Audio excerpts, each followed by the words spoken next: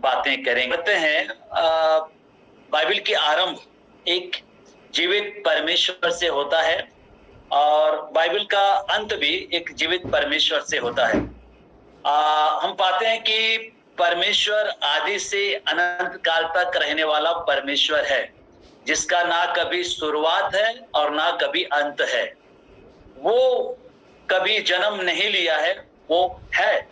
Bible जो है परमेश्वर को साबित करने के लिए नहीं लिखा गया है, बल्कि परमेश्वर का अंगीकार के साथ हमारा ये बाइबल आरंभ होता है। तो सब चीजों को परमेश्वर ने अपने वचन से बनाया और सारी चीजों को बनाया, परंतु मनुष्य को अपने स्वरूप समानता में बनाया। और परमेश्वर, हम देखते हैं कि मनुष्य को बना के अदन की वाटिका में रखा। और संक्षेप में कहूंगा, और हम पढ़ते ये हैं कि परमेश्वर दिन के ठंडे समय पे आके मनुष्य के साथ या आदम के साथ संगति किया करता था, वहां पे आते थे।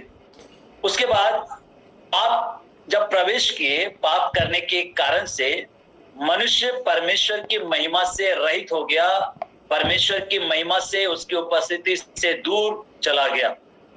जब हम निर्गमन की पुस्तक में हम चले जाते हैं, मतलब मेरे कहने का अर्थ यह है कि परमेश्वर मनुष्य के साथ अपनी उपस्थिति को देते थे, उनके साथ संगति किया करते थे।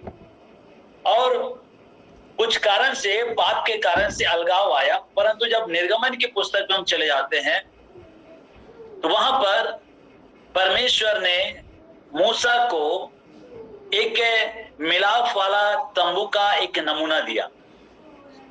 यह सरल शब्द में यह है कि मिलाप वाला तंबू परमेश्वर की उपस्थिति का स्थान है।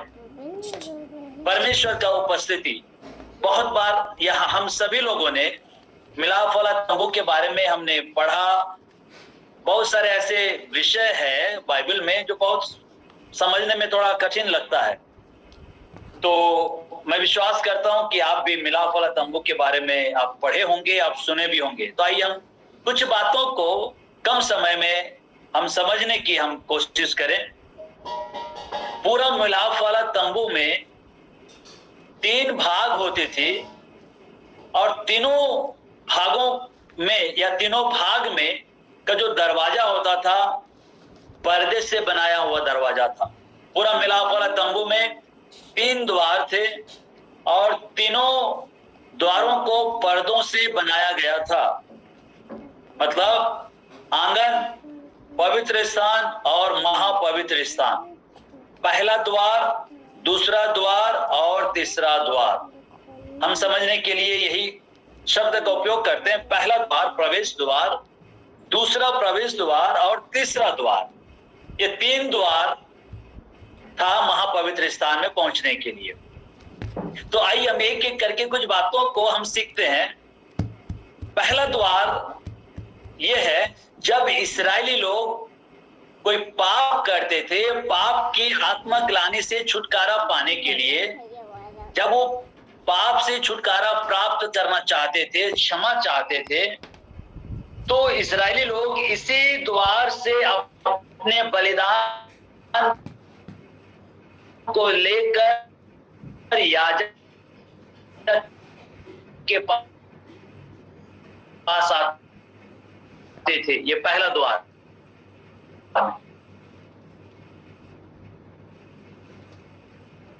और इस्राएली इसी द्वार से प्रवेश करके अपने बलिदान को लेकर याजक के पास आते थे। ये पहला द्वार। और ये पहला द्वार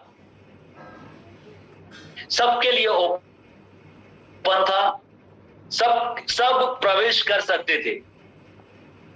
आइए हम आते हैं दूसरा द्वार, जो पवित्र स्थान जिसको कहते हैं।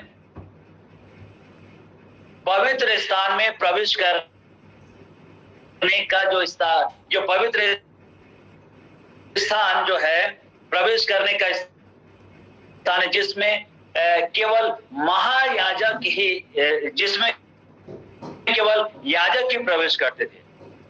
ये जो पवित्र से ये दूसरा द्वार जो था, केवल याजक जो द्वार था